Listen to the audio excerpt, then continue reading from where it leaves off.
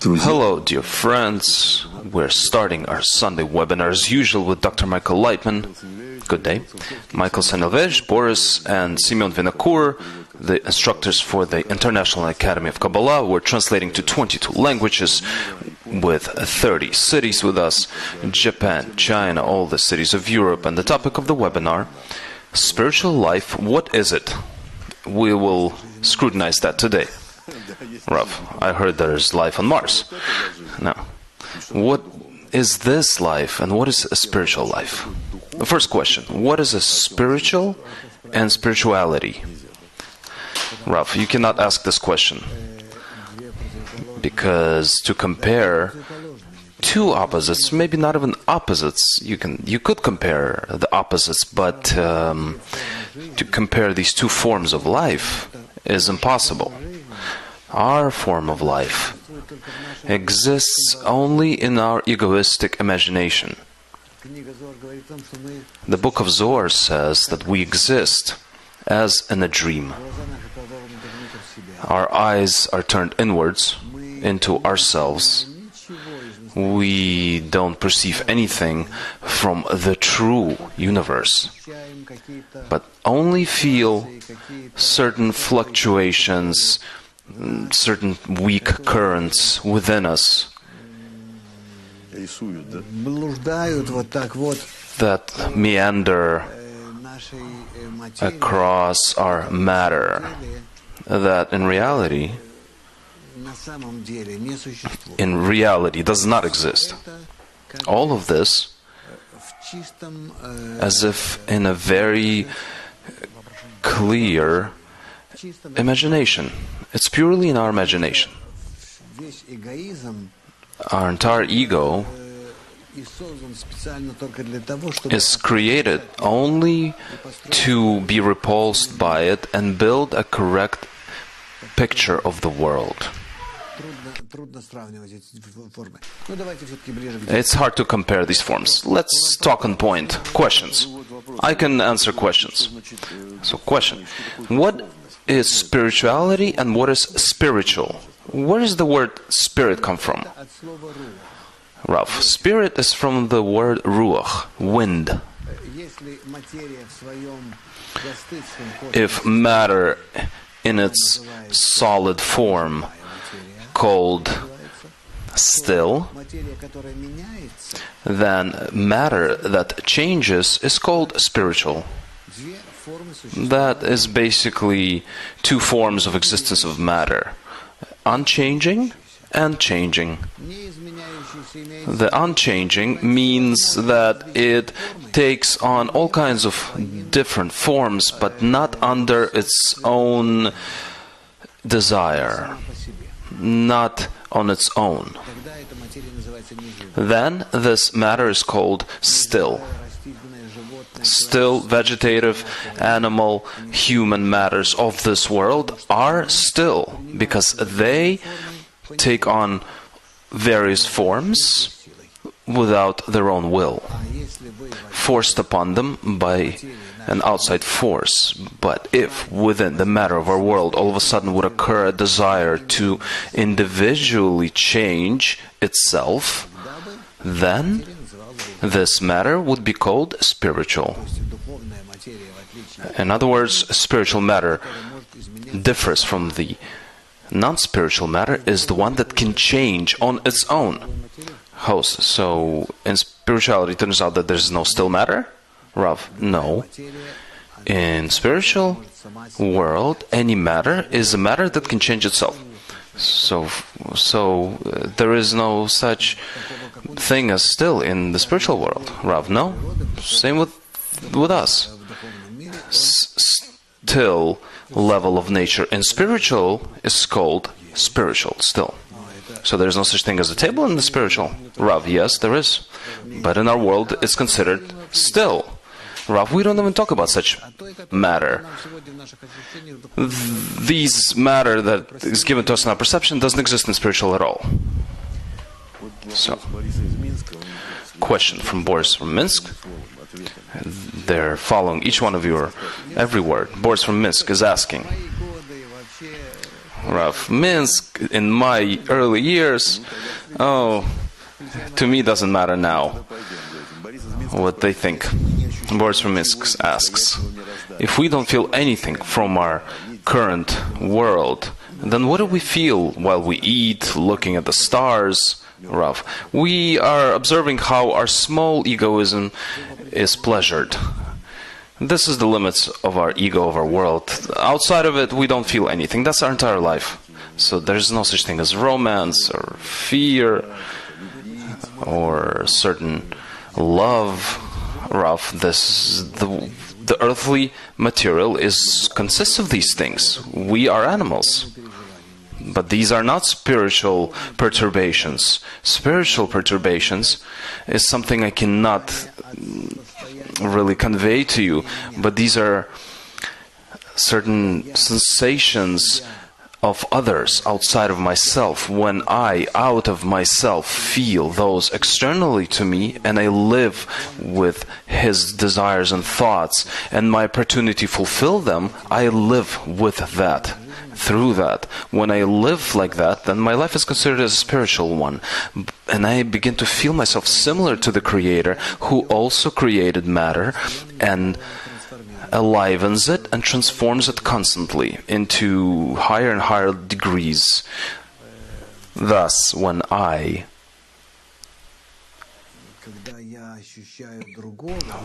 feel another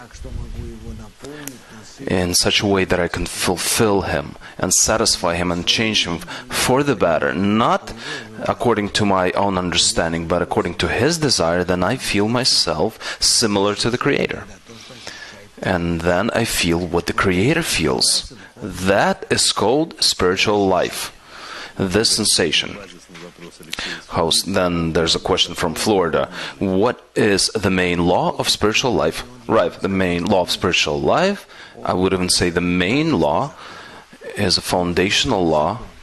The only law is to live through the desires of others, or by the desires of others. We have lots of questions. Maybe they're similar. Why is the spiritual world not felt by me, Rav? Because you don't have an intention or a desire or certain stimuli to feel others outside of yourself.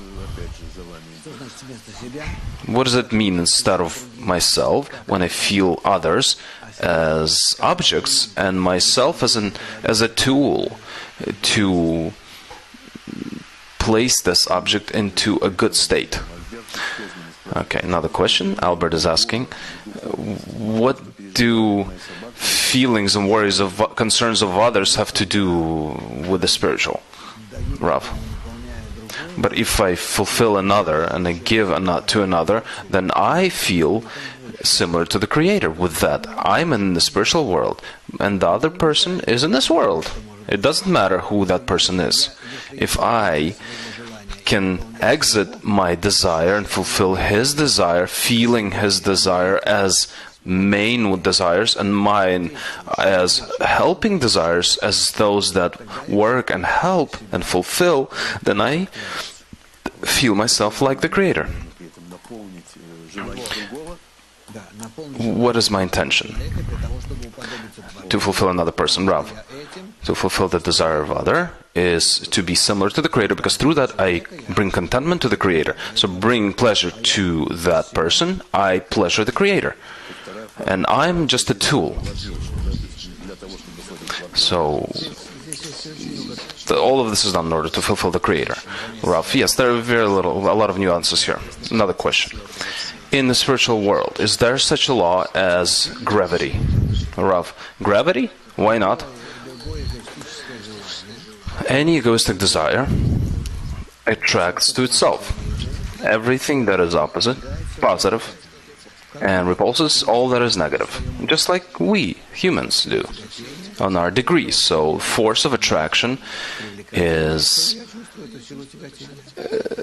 if something that's attractive to me, I feel it. And it's the same laws? They also attract? Let's say, I don't want to generalize this because you can always find other opportunities, other options. Laws are multi-layered. And the definition of speed? In the spiritual world, is there a speed? Speed in the spiritual life is the speed with which a desire changes. If the desire doesn't change, then speed is zero. Time stops. Question from Kharkov. Why do I always try to fulfill desires of others, and I feel for them, but I don't feel any creator? Because you do this for your own sake. You are remaining egoists. That is the problem. We have a question, if you can compare spiritual and the material, and I understand that in material, there's a lot of things that we're lacking, and we're constantly, all our life, running after these pleasures, right? Is that right? So we constantly feel these deficiencies, and we're trying to fulfill them. And then spirituality, I heard that it's the opposite, that you have a whole lot of pleasures, and you just have to build your desire for them. Rav, you are imagining this to yourself as you enter some sort of a store and there's so much of everything and you don't have an appetite. Let's say you're sick, God forbid, and you don't have a desire. But fulfillment, there's a whole bunch. Can we imagine the spiritual life like this? That it's there's lots of everything and you're constantly searching? There's no such thing as bounty. There's a huge opportunity to fulfill others. It's not forbidden in any way, but you need to acquire certain tools and the desires and opportunity for this. And when you start fulfilling others, at the same time, you will receive from the Creator in order to fulfill others, because you yourself don't have anything to do that. And then it's that way you become a link between the Creator and others, which is why all of this goes through you. Question from New York. What is the material that the machsom, the spiritual barrier, is made out of? Material? It's one and the same. It's always a desire. Nothing else was created. Creator created a desire.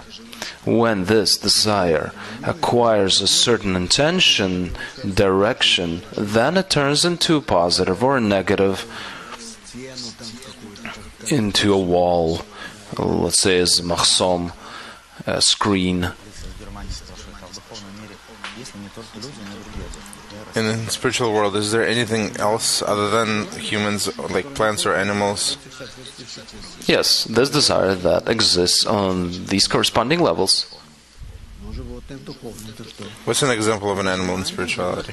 Okay, it's a desire on the spiritual degree. It's not a form as in our world, a monkey or a tiger. What is it in spirituality, a desire on the animal level? It's a desire to fulfill yourself on a corresponding degree, let's say a level of a tiger or a monkey or a mouse or a cat. So we have desires of animal level, and we have tigers, mouses, and cats.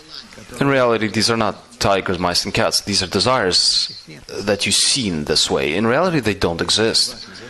These desires draw for you these forms. So as we spoke before, that in order for me to fulfill a desire, we can already move, and then these are desires, like for example, a plant that always aspires to reach towards the sun, and this is how they manifest themselves. Yes. And what does it mean that we have animal desires? What about towards bestowal? Desires? What about the desires towards family, sex, home? According to degrees, they're less than the human. They work toward bestowal, though. We have a question from Moscow. What is a woman in spirituality? A desire, nothing else. A particular desire let's say a person on a certain degree has certain types of desires which are interconnected, and they create a certain form for him, and that is called a woman, let's say, that form. Same with men. To try to understand all these questions, they come to one thing: a desire to receive and a desire to bestow. Only these two desires exist, and their varying combinations between one another creates all kinds of spiritual creatures. Our world, unfortunately, does not exist at all. It only exists in our imagination, and it is also formed by the same forces that create within us a spiritual world, except for the spiritual world we need to acquire qualities of bestowal in order to see that world and what happens in it between these two forces of reception and bestowal. But in our world, there have already been created these forms that are drawn for us on our screen and appear to us as this world. So everything that we see before us, still vegetative, animal, nature, in all kinds of variations that exist between them, that is also drawn for us on our inner screen by these two forces. But these two forces, they're on the egoistic level. In the same way, the force of bestowal and force of reception, they exist here on the egoistic level. But if we acquire an opportunity to observe all of this on an altruistic degree as a reflection from the screen, then we will be able to master this next world that will also be formed for us by these two forces, the negative and the positive. So, I'm not going to be mistaken if I say that everything is just the development of a desire. Creator didn't create anything aside from this. I created an evil inclination, and everything else, the more light you attract towards this evil inclination, it will turn into good. Are all these animals that you see, are they outside of you or are they inside of you? Rav, in order to correct yourself, you need to see them within yourself. How else can you correct them? How can I correct anything in this world if I don't feel that it is me?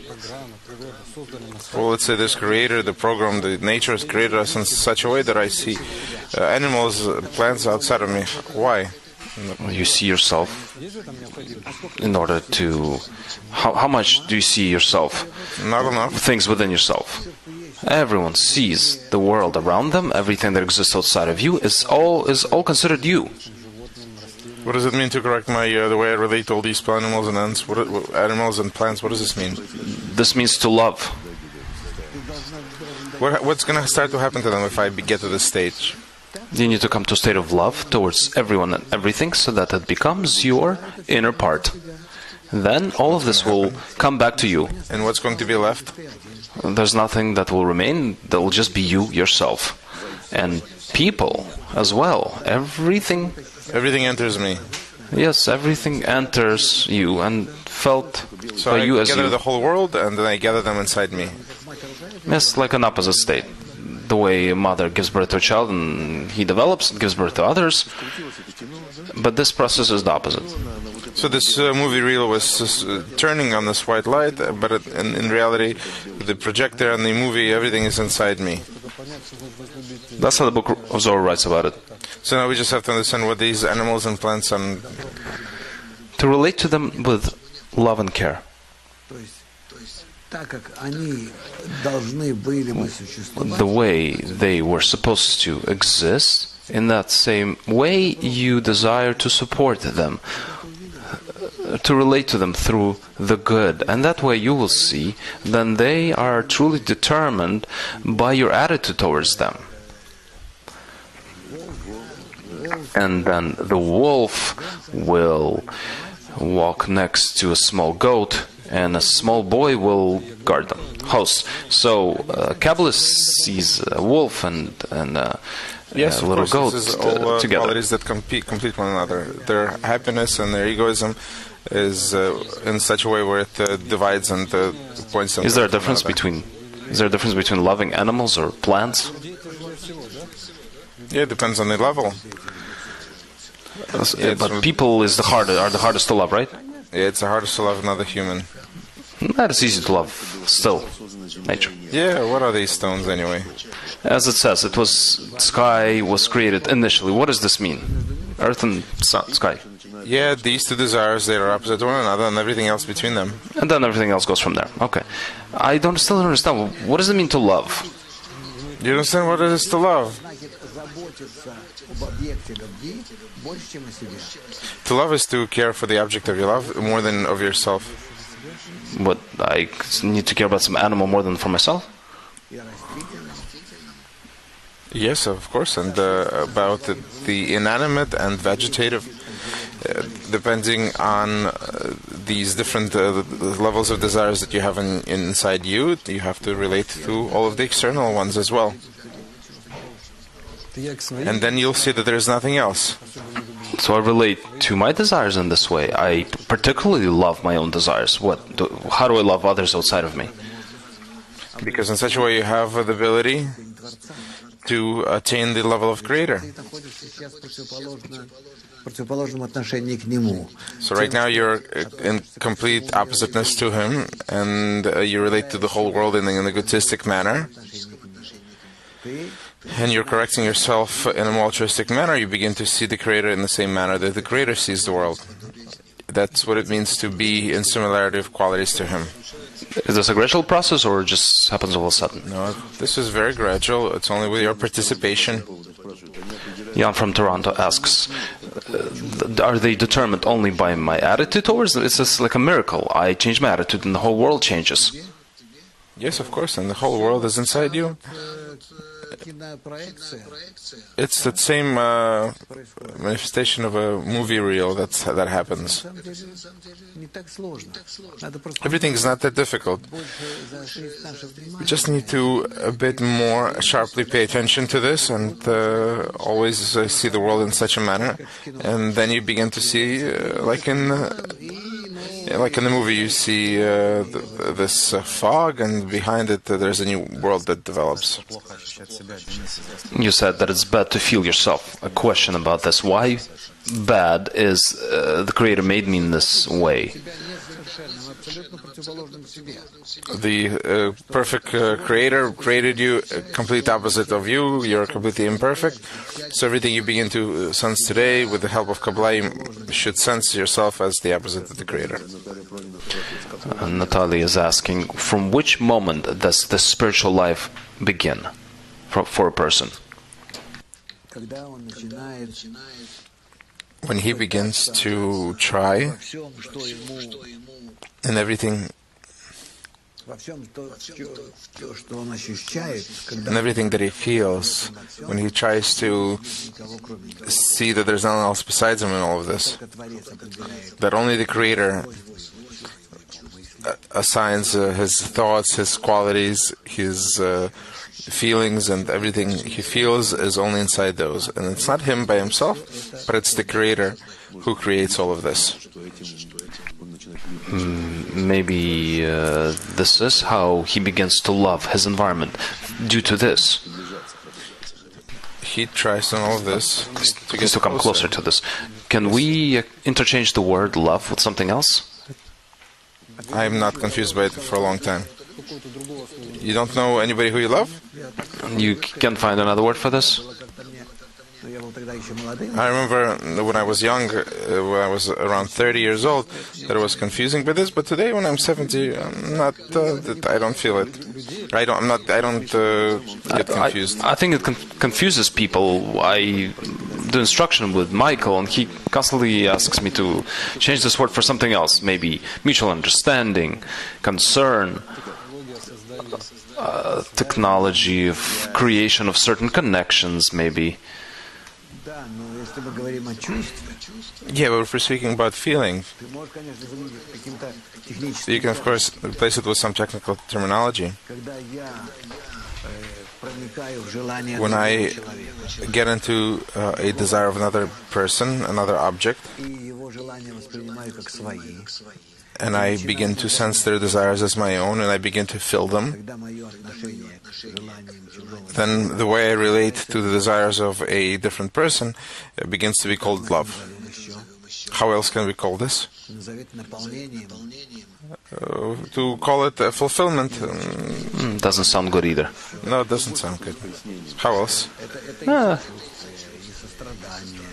It's love and empathy and care and it's sensitivity and perception all together. But love doesn't really say about anything. It's love. It's like a cow mooing. There's a worse word called bestowal. We have these two most problematic words, love and bestowal. That's it. That kills people completely. Bestowal is a very technical term. When I play ping pong with a wall. Not necessarily together, these words, love and bestowal. They sound in love and bestowal as if you're completing these two terms. You can ask all sorts of people, especially women. They associate love very precisely with our earthly relationships and egoistic things. But it's something that sits very deeply inside women's perception. Men have it a little less. But you're saying it's closer to women because they have love for a child. Yes, right. Because they have this love towards material. They have a love of the material level. It's connected to the love on an animal level, to a child. And that's why there's this definition. It's very strongly inside them. And for a man, not so much. That's why it's a little easier for a man to apply this terminology of love and apply it to spiritual actions. But for men it's difficult to bestow. This word bestow is kind of... No, for men it's much easier. All spiritual work for men is a lot easier than for women. That's why women, they don't have so many spiritual functions as there are for men. If we had such difficult circumstances for spiritual work as women, we would not have been able to do it. So women are closer to spirituality? No, you can't say that a woman is closer to spirituality. It's completely different objects, but for women it's definitely a lot more difficult. For whom is it easier to bestow, for men or women? To bestow, for me, is it easier to bestow to a man to a woman? No, in general. For whom is it easier to manifest the quality of bestowal? The quality of bestowal, where is it? It's definitely for a man. More. A woman is much deeper in the nature of our world, because she exists and works on two levels, on an animal and on a human level. These are two different levels of aviyut. Yes. Another question. The logic of our world remains in the spiritual? Let's say 2 + 2 is 4. The logic of our world does not persist in spiritual. In spiritual, this arithmetics do not exist.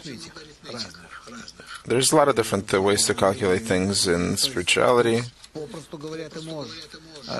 Simply speaking, you can, of course, say that 1 + 1 is 2, but it doesn't. But it matters what you're dealing with. The arithmetics in the spiritual world is gematria. What does it mean? Does it also relate to a desire? Yes, of course, it has to deal with desires, because each letter shows a coexistence of different forces of bestowal and reception that create this form. And this form, it's the basis. That's why there are 22 letters. They are the base letters. There's nothing else. 9 + 4. Those are the two letters of Hebrew alphabet that form 10 Sfirot of Binah, 9 Sfirot of Binah, 9 Sfirot of Zeranpin, and 4 Sfirot of Malchut. And there's 5 additional that come from Parsa, a divider. So the structures, point, the vertical line, horizontal line, these are all forces, right? Yeah, it's a specific coexistence of these two forces. They form letters, and there are no other combinations. You can't really make up anything else, because the upper light that affects a single point that the Creator created, and on its way it gathered all these different influences on the desires of the black dot. And that's why this black dot, when it is reflected on this white phone, it can exist with respect to the desire. And that's why you have only 22 forms. Let's go back to arithmetics. 1 and 1 would not equal 2, perhaps due to certain synergies or essences. The thing is, we're not adding 1 to 1. What is it, 1? What is, if it's the Creator and 1 is a creature? So then what is 2? See, you need to define what you're doing. On different levels, you'll have different mathematics. Different calculations. What's interesting here is that the laws of Gematria, they're the same everywhere. So because the 10 Sfirot, they don't change. But in mathematics of our world, it doesn't reflect. Gematria, is it a certain language? Numerology. It's not an additional language, it's the primary language. Let's say that it's a language, one of the languages that describes upper world and the processes in it. Because Salam describes 4 languages, Torah, Kabbalah, but numerology, he doesn't talk about it. Is it something else? Yeah, numerology doesn't really enter it. A question about speed. In the spiritual world, there's only acceleration, but there's no such thing as speed, velocity, constant velocity. How can we understand this? What does it mean? It's only the result, as you do in our world. If you are in a state of constant calm or movement, then in spirituality, calmness is 0.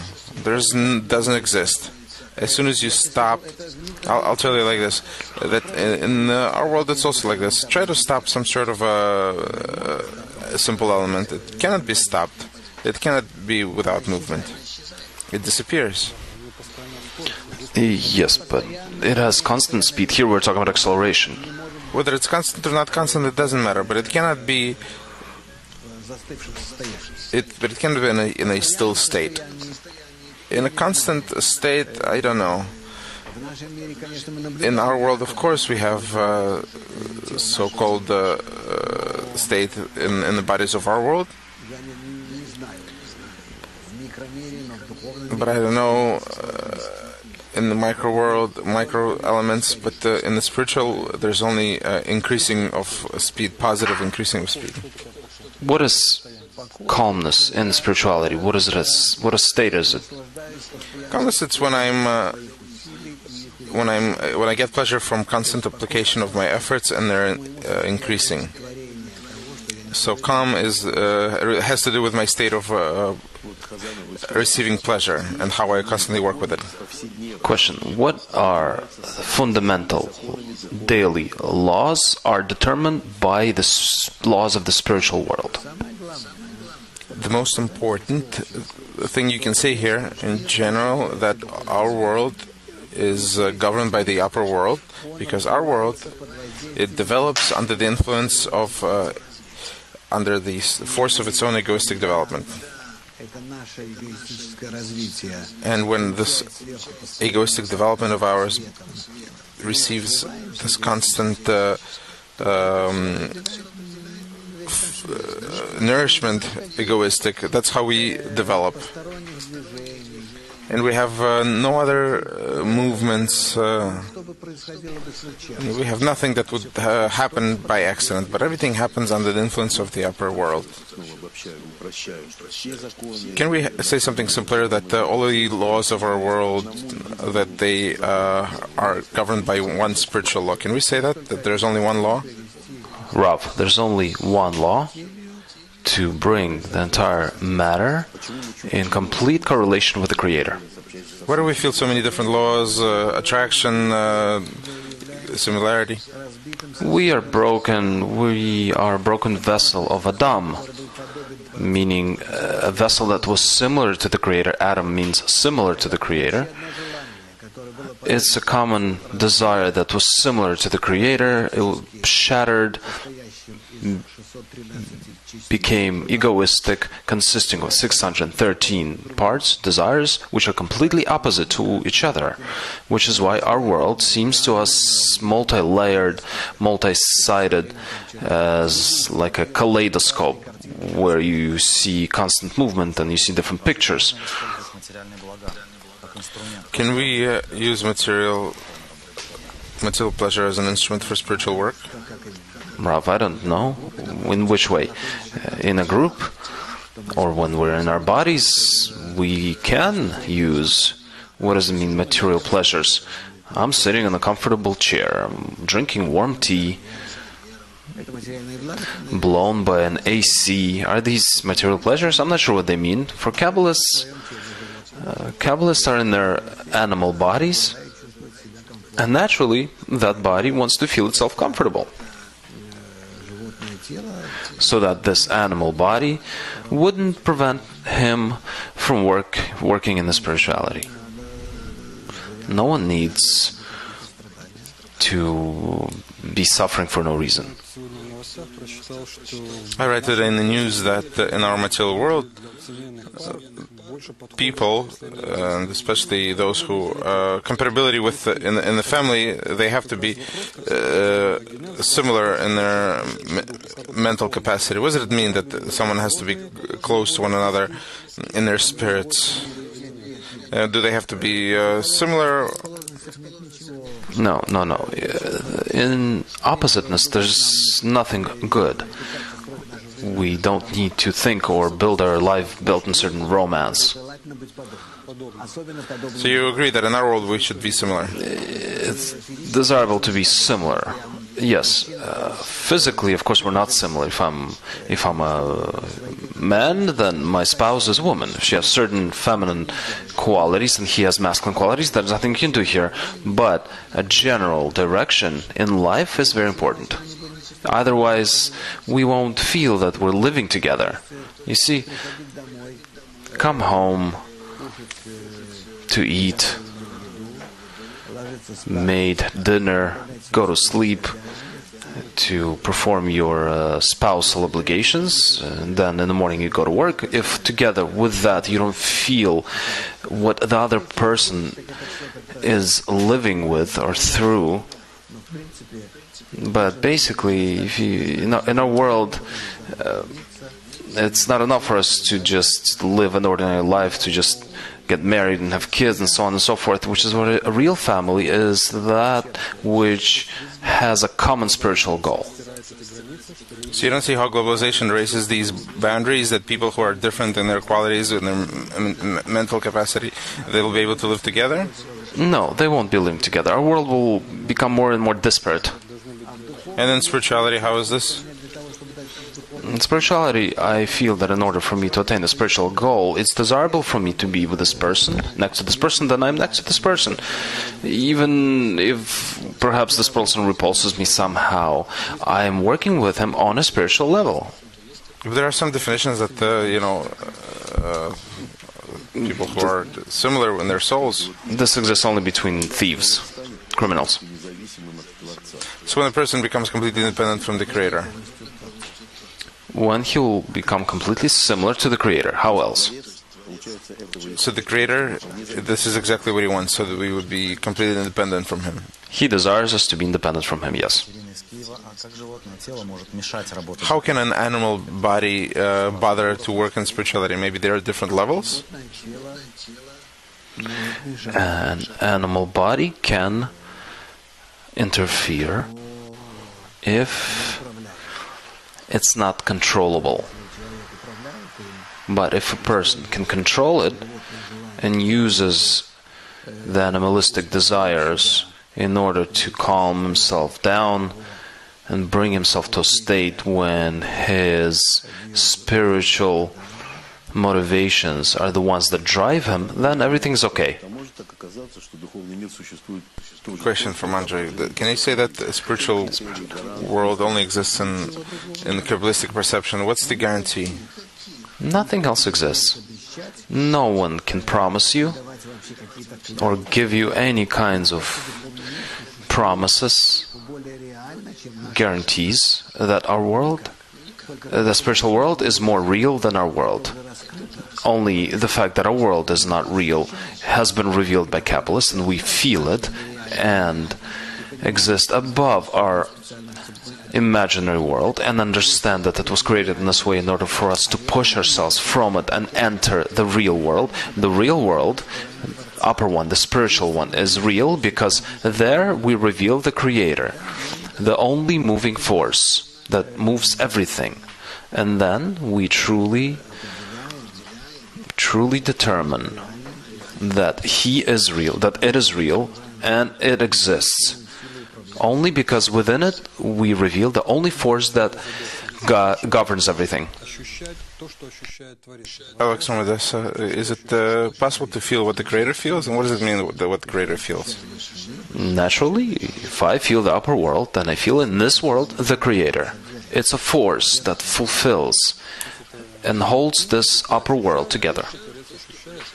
So it's objective, I feel what the Creator feels? In the measure that I feel the upper world. If we gather together in a tent and we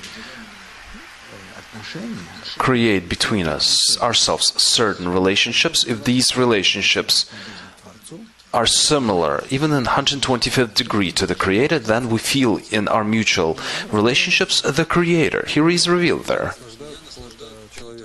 Well, for example, if I bring pleasure to some person, I understand that he receives this pleasure and he is fulfilled from me.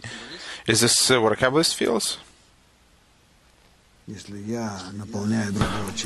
If I fill another person, then I would feel what he feels. So if I feel what he receives pleasure, so that in the same manner I can feel that the Creator is feeling that I'm bringing pleasure to the Creator? Yes, yes. Does a person to whom I'm giving pleasure, does he ascend spiritually? Depends on which degree he is and I am. What does it mean in spirituality? Birth, death, adhesion, in spiritual? This is all a mutual closeness of two desires. Two desires can be completely opposite, polar opposites, but they can get close to one another. They become more similar to one another. They can merge and formulate a commonality between them and can really be similar. What is death in spirituality? There's no such thing in the spiritual world. It doesn't exist. Yes, birth. Define life and death. Birth exists. Birth is when a desire appears, and this desire begins to acquire a greater screen. This is called a spiritual birth, spiritual development. Spiritual death does not exist. There's a transformation from one degree to another. And when we say that we put aside desires that with which a person cannot work with, does it say that you're killing it for a time? No. There are a lot of opportunities when we transition from one state to another, and in the next state we use partially the previous state. And our other desires that were prepared earlier will be using on higher and higher degrees. The more you speaking about alcohol, the more alcohol you drink, the more you serve the Creator? With this, if you want to bring pleasure to an alcoholic, and this alcoholic acts towards benefiting the Creator, If yes, then okay. There's no other answer, and cannot be. Bestowal, at the end of the day, comes from the Creator through all of us, and through this chain comes back to Him. This means to come to a state when we all feel that we bring contentment to the Creator. So if someone wants something really badly and we try to give them to them, it doesn't mean anything. It doesn't mean anything. Why do I need to bestow to Him? If I, through this, come to a state when I bring contentment to the Creator, I attach to myself additional desires, and through this person I bestow to the Creator. Why is it that when we move in the spiritual world everything is so confusing? Well, confusing and unclear. It's because you still haven't revealed within yourself a correct projection, a correct direction. Haven't revealed between yourselves the laws of mutual communication, which is why the path is still unclear and foggy. Yes, we're sitting on this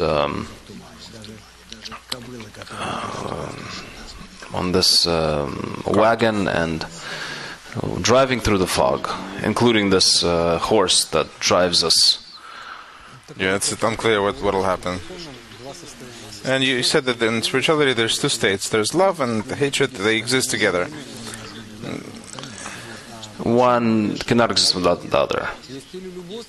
And in our world it's different. It's up. You can either love or you hate. You can be in either this state or that. Is that the difference between spiritual and material? Can you say it like this? In our world it also doesn't exist, except that we don't feel these qualities simultaneously, but they do exist together. Absolutely, which is why from love to hatred there's just one step. What you love subconsciously within yourself exists an opposite picture. The fact that you love and hate. And these two states, they create this volume in which spirituality manifests. Can you say it like this? Yes. Yes, it cannot exist that I love something and without the fact that I can also potentially hate that. Why do you need so many worlds? The question is, why do you need so many? Why do you need so many? Our world is not considered a world. It's considered a black point. Even better. Spiritual worlds are necessary for us to attain the level of the Creator. Because from the Creator, the light began to disseminate, to influence on the desire that was created by Him, and this created desire under this influence of the upper light began to develop until it reached 125th degree of the Creator, which is called our world. Here it has shattered and blew up, and we, from our world, collecting this desire, begin to ascend 125th steps upwards towards the Creator. So you're saying that this Big Bang is somewhere on the bottom over there? Yes. This is our world. In our world, there are no degrees. We said that in the material everything is divided into many different objects. It's like a honeycomb. We see the world, everything's divided, and it's divided further into vegetative, animal, and animate levels. And spiritually, you're saying that everything happens in one body. What does it mean? How can you explain this? Common desire. Maybe that's what I meant. In the spiritual, everything occurs in a common desire. There could be a lot of varying opposite desires, aspirations, directions, qualities. They're all united by one common screen. I collect everything, all the pluses and the minuses into one bag. I tie it together. I don't want to use it for fulfilling the Creator. So there are differences. Yes. So we can compare it like a human body. Like there's so many different cells and joints and so on. Well, let's say you direct it towards a certain exercise. So there's one desire and everything is aimed towards, where is it aimed towards? Towards fulfilling the Creator, and as a result, receive pleasure for yourself. Dear teacher, question. Before studying Kabbalah, I was such a light and happy person. Right now, I start to feel heavier. How old is she? How old is she? Okay. Rostov. This is her sitting there asking the question? Who are you? Show me who she is. They're pointing to her. Okay. She doesn't seem like a difficult person. Maybe a little shy. Alright, what can I tell you? You see, it says, one who increases his knowledge increases his burden. Of course, a person that studies Kabbalah, he cannot be frivolous or pleasant person. He includes in himself very different and opposite qualities, opinions, which is why a Kabbalist is not an easy person. It's not a man or woman to flirt with. It's for a serious life, to attain the Creator above yourself. So of course we won't again see you this frivolous and light-headed butterfly. You will be a serious lady. Hosts, but there's a lot here. Joy. Rav, there's a lot of happiness and there's a lot of attainment. This pleasure from attainment is, of course, of the upper worlds, upper qualities, upper causes and effects. So this frivolity, it leaves after itself this bitter aftertaste. From what I understand, we understand corporeal more or less. Can we say that in corporeal we are pleased by the result? It's we constantly await results here in our world. But in the spiritual, I receive pleasure from the work itself. Yes, of course, because I aspire towards the Creator and I try to find, however, how can I influence Him more? How can I aspire towards Him more? This is where my pleasure lies. Is this correct that time disappears? There's no such thing as time, right? Yes, because there's no time in spirituality. But in our world, because time is the distance between the result and the start of work. Right. This is why we can expand or contrast time and spirituality. It's standing still. This is why big Kabbalists always say that they would like to forget everything. Not because of this. No, this is not why. In spirituality, the time is measured only between actions. Still, in our world, can we experience? Are there examples when a person works and receives pleasure from the work itself? Why not come to any master? He gets pleasure. He could be a musician, a sculptor, or somebody who works with wood, a carpenter. It doesn't matter. If he's a master, then he gets pleasure from his work. He goes into this work. For him, it's complete euphoria, pleasure. But it's not Kabbalah. But it's mastership, it's art. That's a good advice. If a person needs to receive pleasure, and he found something that would give him pleasure, it's all good. He found himself in some niche until he dies. We shouldn't recommend this. So we shouldn't recommend this, okay. And I know this by myself, that very often when I feel this quality to go and feel this art, and when I get pleasure from the work, and this work is my goal, in order for it to look good and would give this result, of course this is not It's not the purpose of life. But studying Kabbalah, is it also possible to fall into a certain artisanship? You're not going to be allowed to do this. Nothing. You're going to be. You'll have such questions. Excited. Maybe writing books. No. This also goes away, and you also need to know how to write books. It's something that develops you, but that's not the goal either. Maybe you'll have 20 books left after you, and then what? It's not you, it's just some books. They'll call them yours. What's the point of it? Where are you in all this? Everything changes, it's true. There were times when people lived for the sake of this. No, today this is pointless, so you don't need any of this. It doesn't matter what anybody says. But we have a blitz of questions. We have a lot of questions. We want to fill this topic. Blitz. What is a measure of spiritual effort? Measure of spiritual effort? Like an hour? In our world, it's kilograms or newtons. Then this measure of spiritual effort is a unit of measurement that is measured in desires. It's the measure of aviyut, 0, 1, 2, 3, 4, 5 on each level. Is it possible to determine a person's spiritual degree? Yes, it's possible for a person to determine his own degree, or Kabbalists that are higher than he is can weigh and define this level.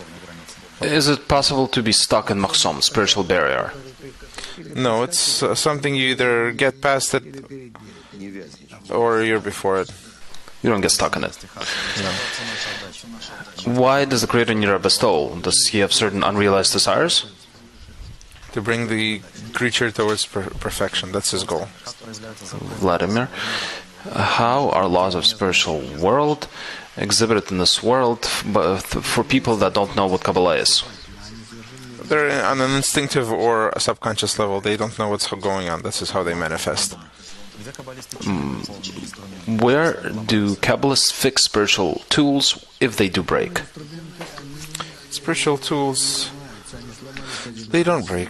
They already broke one time, and then they just go this process of fixing. They broke when the Adam was shattered, and after that they just get reconstructed. How does earthly connection differ from spiritual connection? To feel one another for self-pleasure, and in spiritual it's to give pleasure to another. What is a rich spiritual life? A rich spiritual life is one where the light of Chokhmah and light of Hasidim connect with one another. How are worlds created and who truly governs them?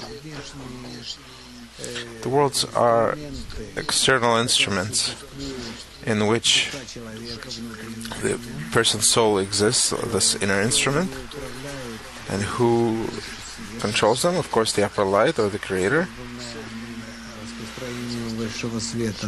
They were created by the dissemination of the upper light by the Creator on the egoistic desire.